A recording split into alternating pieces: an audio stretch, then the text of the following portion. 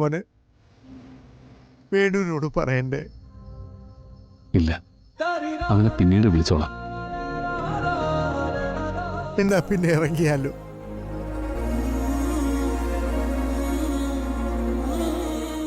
മക്കളെ, എന്നാലും വീണ അവള് നമ്മളെ ഉപേക്ഷിച്ച് പോയതല്ലേ അമ്മാവ.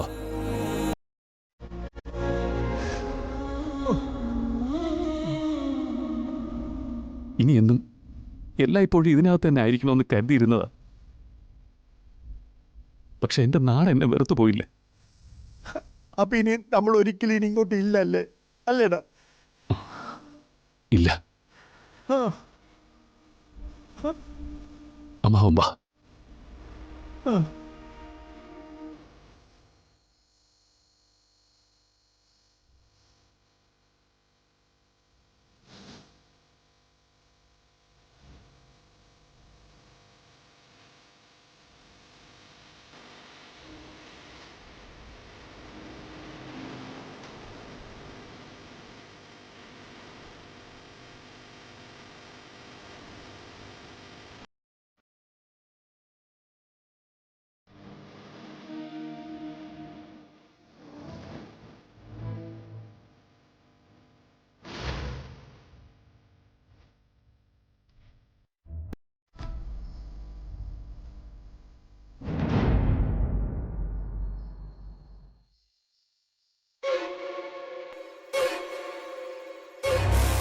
വല്യച്ഛന്റെ മുറിയില് ഇങ്ങനൊരു സാധനം അലക്ഷ്യമായി പോലും കിടക്കില്ല. നിത്യേച്ചി അത്രയ്ക്ക് ശ്രദ്ധിച്ചിരുന്നതല്ലേ? അച്ഛാ, നമ്മൾ അബദ്ധം കാണിച്ചു. വെള്ളിച്ചൻ മരിച്ച നിമിഷം തന്നെ നമ്മൾ നമ്മുടെ സംശയങ്ങൾ പറയേണ്ടതായിരുന്നു. ഇനിയിപ്പോ പോലീസിൽ പരാതിപ്പെട്ടിട്ട് വല്ല കാര്യമുണ്ടോടാ? പരാതിപ്പെട്ടാ പോലീസ് അയാളെ വിളിച്ച് ചോദിക്കും. അയാളെക്കുറിച്ച് ഇതുവരെ നമ്മൾ അറിഞ്ഞ കാര്യങ്ങള് പോലീസിനോട് പറയാലോ. അച്ഛൻ എന്താ തീരുമാനിച്ചിരിക്കുന്നത്? വെള്ളിച്ചന്റെ മരണം വെറുതെ വിടാനാണോ? വെള്ളിച്ചനെ അവൻ കൊന്നാണെങ്കിൽ അവനെ വെറുതെ വിടാൻ പാടുണ്ടോ അച്ഛാ? ശരിയാണ്. അവൻ കാരണം എന്റെ ഏട്ടൻ എന്തെങ്കിലും സംഭവിച്ചിട്ടുണ്ടെങ്കിൽ അവൻ അർഹിക്കുന്ന ശിക്ഷ കിട്ടണം. പക്ഷേ പോലീസുകാർ നമ്മളോട് ചോദിക്കുന്ന ചോദ്യം ഇത്ര വൈകിപ്പോയത് എന്താണെന്നാണ്. മാത്രമല്ല, ഒരു കൊലപാതക തെളിവായിട്ട് ഇതവർ അംഗീകരിക്കൂല. പിന്നെ എന്ത് ചെയ്യണമെന്ന് അച്ഛൻ പറയുന്നേ? മോളെ, നമുക്ക് സംശയങ്ങളുണ്ട്, അത് സത്യമാണ്. പക്ഷെ അത് ആ കുടുംബത്തിലുള്ളവരോട് പറയണമെങ്കിൽ കൃത്യമായൊരു തെളിവ് നമ്മുടെ അടുത്ത് വേണ്ടേ? അതല്ലേ നല്ലത്. എന്ന് കരുതി വെറുതെ വിടാനോ? അല്ല, മറ്റാരെ തള്ളിക്കളഞ്ഞാലും സുജാതയെ തള്ളിക്കളയാൻ പറ്റില്ല. നിത്യമോൾക്ക് അവരോടുള്ള സ്നേഹം, അവര് നിത്യമോളെ കൊണ്ട് നടക്കുന്ന രീതി ആർക്കും അസൂയ ഉണ്ടാക്കുന്നതാണ്. മക്കളെ, നിങ്ങൾക്ക് തോന്നിയിട്ടില്ലേ അത്? അമ്മ ശ്രുതിമോളെ സ്നേഹിക്കുന്നതിനേക്കാൾ കൂടുതൽ അവര് നമ്മുടെ നിത്യമോളെ സ്നേഹിക്കുന്നുണ്ടെന്ന്. നമുക്ക് സുജാതയോടും രഘുസാറിനോടും ഇക്കാര്യം പറയാം. അവര് പണ്ടത്തെ പോലെ മകനെക്കുറിച്ച് ഒന്നും അറിയാത്തവരൊന്നും അല്ലല്ലോ. അതിനുശേഷം അവര് തീരുമാനിക്കട്ടെ. മകനോടുള്ള അമിത വാത്സല്യം കൊണ്ട് നമ്മൾ പറയുന്നതൊക്കെ അവര് തള്ളിക്കളയാണെങ്കിൽ അപ്പം നമുക്ക് നമ്മുടെ രീതിയിൽ പോവാം. അവരെ കാണാൻ അച്ഛൻ തനിച്ചു പോകണ്ട, ഞങ്ങളും വരാം. കണക്കുകൾ പറയാം, പരസ്പരം ചോദിക്കാം. പക്ഷെ ഏട്ടന് നമുക്ക് തിരിച്ചു കിട്ടില്ലോടാ. അറിഞ്ഞിട്ടാണോ അറിയാതെയാണോ എന്ന് അറിയില്ല.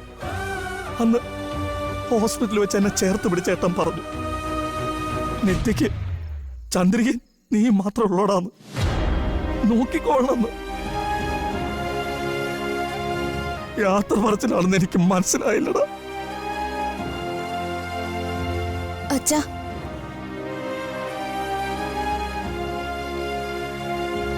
മോളെ, നാളെ നിന്റെയും വിവാഹം കഴിയും. നീ മറ്റൊരിടത്തേക്ക് പോകും. പക്ഷെ ഒന്ന് ഓർക്കണം, നീ പോകുന്നിടത്ത് എന്ത് സംഭവിച്ചാലും അത് ഈ അച്ഛനെ അമ്മയെ ഏട്ടനെ അറിയിക്കണം.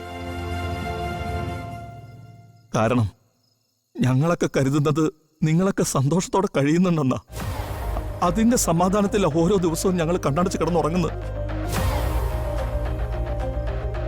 അതങ്ങനെയല്ലെന്ന് തിരിച്ചറിഞ്ഞാല് ഏട്ടൻ പോയ വഴി എല്ലാരും പോ. കേട്ടോടാ മക്കളെ. അച്ഛാ,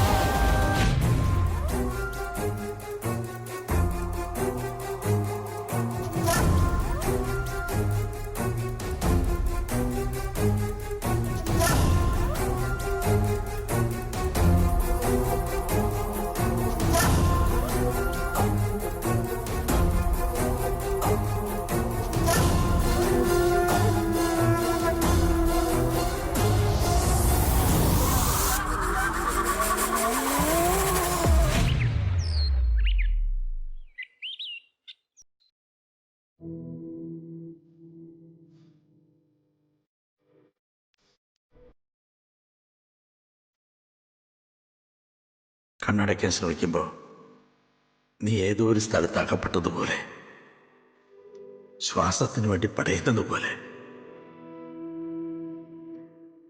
എന്നെ വിളിച്ച് ഉറക്കെ കരയുന്നുണ്ട്.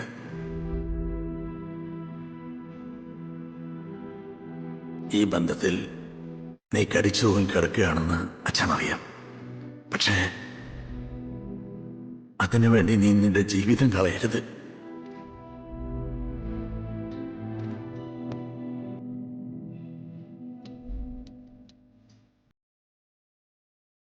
ഇത് അവസാനിപ്പിക്കണമെന്ന് നിനക്ക് ആഗ്രഹമുണ്ടെങ്കിൽ അച്ഛൻ നിന്റെ കൂടെ നിൽക്കാം.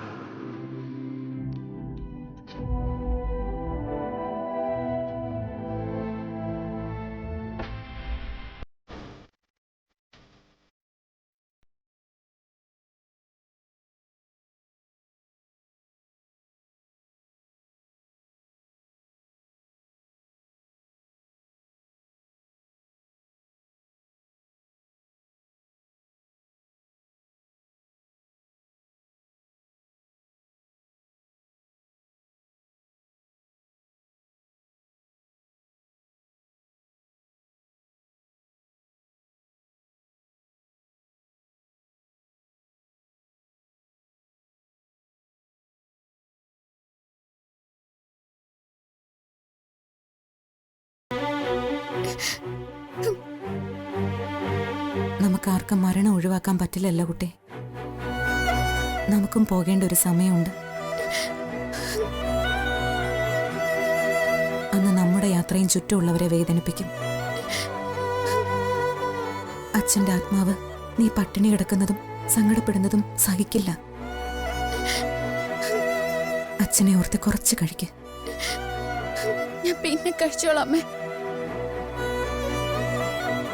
തലയ്ക്കകത്ത് എന്തൊരു മൂളല് പോലെ, ഒരു സ്വസ്ഥതയും കിട്ടുന്നില്ല.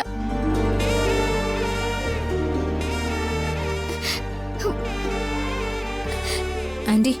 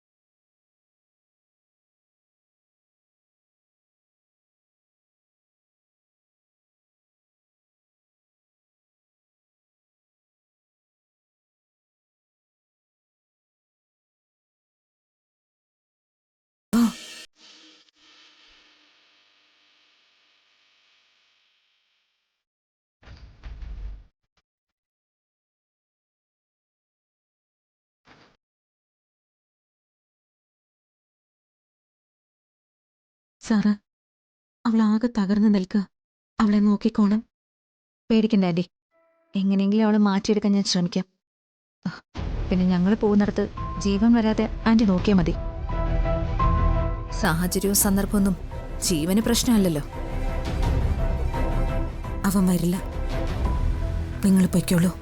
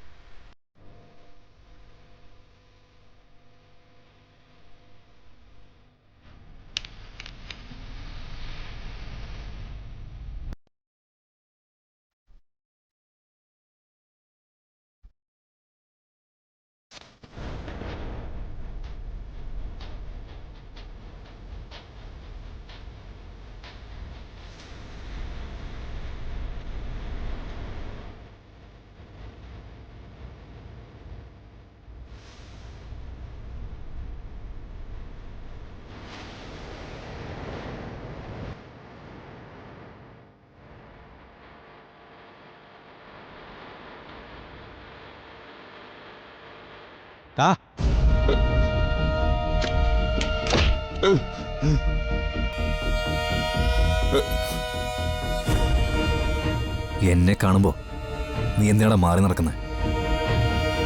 ഒന്നുമില്ലേ, വിടുങ്ക സാർ. ശരവണ, നീ ചിലതൊക്കെ കണ്ടു എനിക്കറിയാം. അതാണ് നിന്റെ ഈ ഭാവമാറ്റത്തിന് കാരണം. അന്ന് മുതൽ നിന്നെ ഞാൻ ശ്രദ്ധിക്കുന്നുണ്ട്. നിനക്കെന്താടോ എന്നോട് പ്രതിഷേധാണോ? മനസ്സിൽ വൈരാഗ്യം ഉണ്ടോടാ, അതോ മനസ്സിൽ പകയാണോ? പറയണം. சார், நான் ஒரு ஏழை சார். என்னோட உடம்புல ஓடுன ஸ்வரம் முழுவன் இந்த வீட்டுக்காரோட பிச்சை. என்னால முடியாது சார். நீங்க இவ்வளவு குடும்பம் பண்ணிட்டு അതെന്നാല മറച്ചു വയ്ക്കാൻ മുടിയാതെ സാർ. അതായത് മനസ്സിലെ ഭാരം മാറാൻ നിനക്ക് ആരോടെങ്കിലും കണ്ടതൊക്കെ പറയണോ അല്ലേ? അല്ലടാ, ആരോടാണ് നീ പറയാൻ പോകുന്നേ?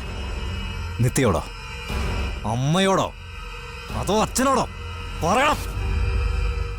എന്നെ പിടിച്ച് ചിത്രബലം പണ്ണാതിങ്ക സാർ.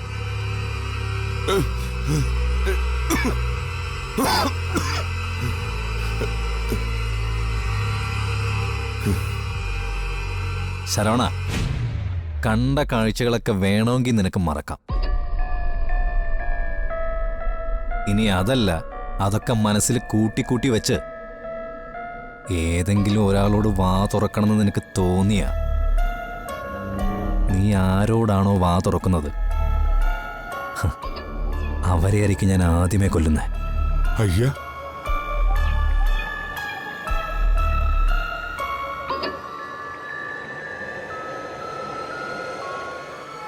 ശരവണ, കൊല്ലുമ്പോൾ ഉള്ളൊരു പെടച്ചിലുണ്ടല്ലോ, ശ്വാസം കിട്ടാതെ കണ്ണ് തുറിച്ച്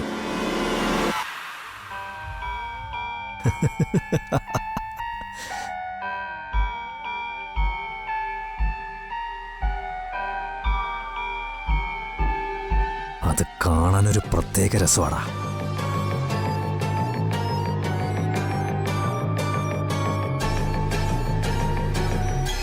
നിന്നെ ഞാൻ കൊല്ലില്ല, പക്ഷെ നിന്നിൽ നിന്നും ഇത് കേൾക്കുന്ന ആൾ ആരാണെങ്കിലും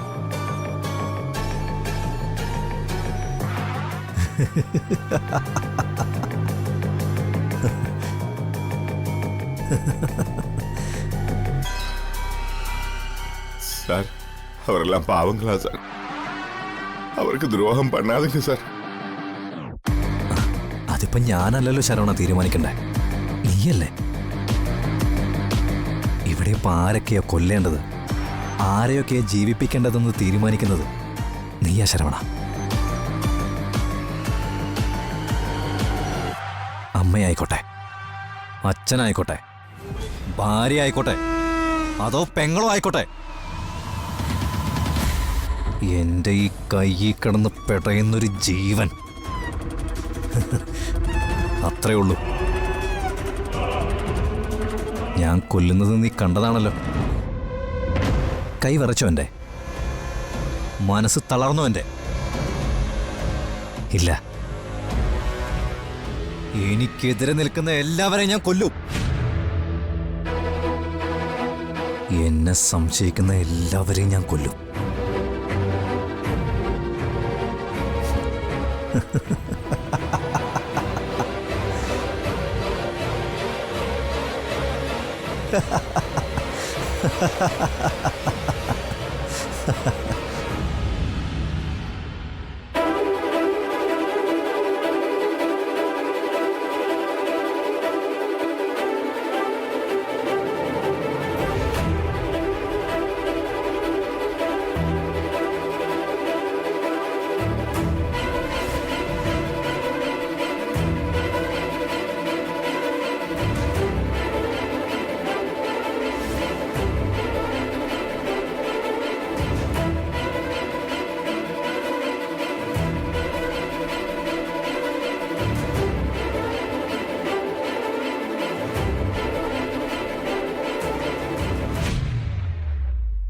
നിത്യ, അടുത്ത് നിൽക്കുന്നവരെത്ര സംസാരിച്ചാലും തന്റെ സങ്കടം കുറയും.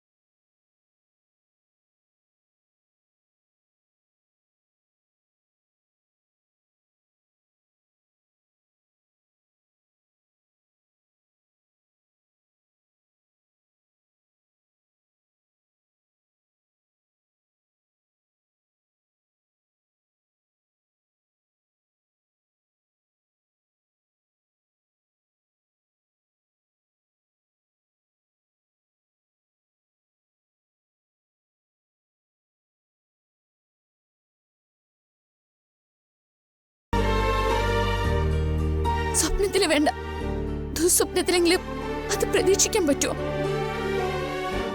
എനിക്കിപ്പോ സങ്കടം അച്ഛൻ്റെ ഒപ്പം പോവാൻ പറ്റിയില്ലല്ലോ എന്നുള്ളതാ.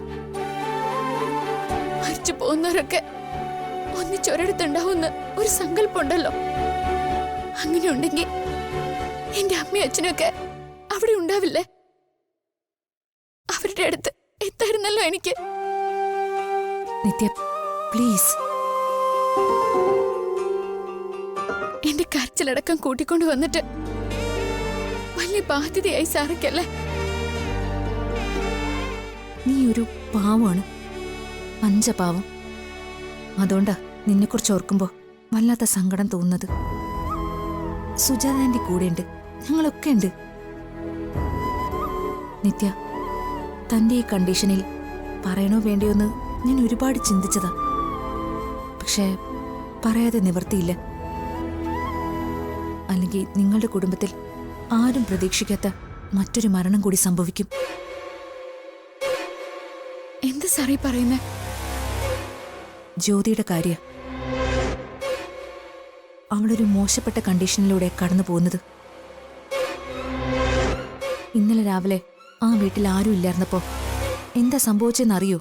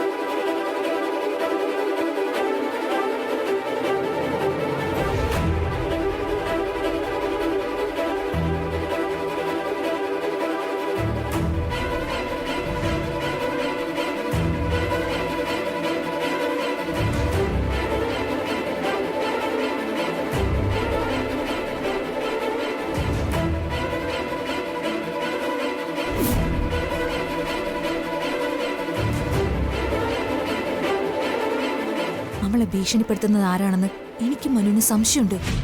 ആര്? വിഷ്ണു. മനുവിന്റെ കൂടെയുള്ള വിഷ്ണു.